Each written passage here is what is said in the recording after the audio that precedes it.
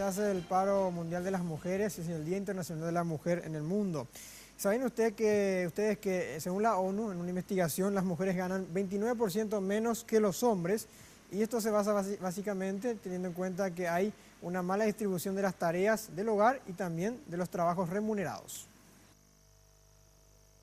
Aunque tengan el mismo nivel de estudios y trabajen la misma cantidad de horas, las mujeres siguen ganando menos que los hombres en Paraguay. Esto de acuerdo a un estudio de ONU Mujeres en base a la encuesta permanente de hogares que señala una brecha salarial del 29%.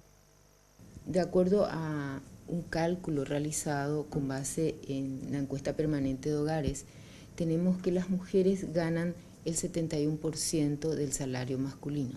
Eso significa que hay una brecha de 29% en promedio de distancia entre el salario masculino y el salario femenino. Esto es un promedio general. La necesidad de conciliar sus múltiples roles en el hogar muchas veces reduce las opciones laborales de las mujeres y las obliga a ocuparse de trabajos que le permitan la flexibilidad horaria. Ya en el 2016, un estudio nacional sobre el uso del tiempo demostraba que las mujeres dedicaban 28 horas semanales a tareas no remuneradas, mientras que los hombres solo dedican 12 horas a la semana a este tipo de labor. Para Carmen Echauri, investigadora de ONU Mujeres, la relación entre estas variables propician la desigualdad salarial.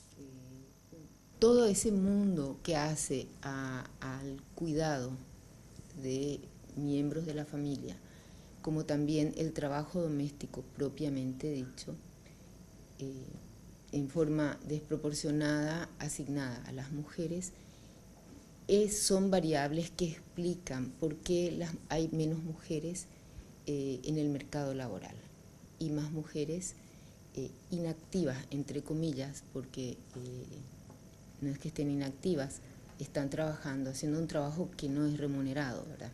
Entonces están fuera del mercado laboral porque están trabajando en esto.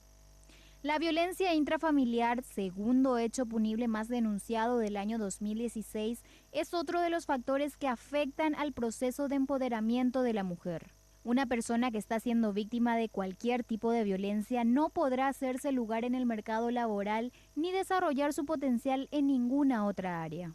Ante esta situación, plantea un cambio a nivel cultural que permita eliminar los estereotipos de género y propiciar la participación de los hombres en las tareas del hogar.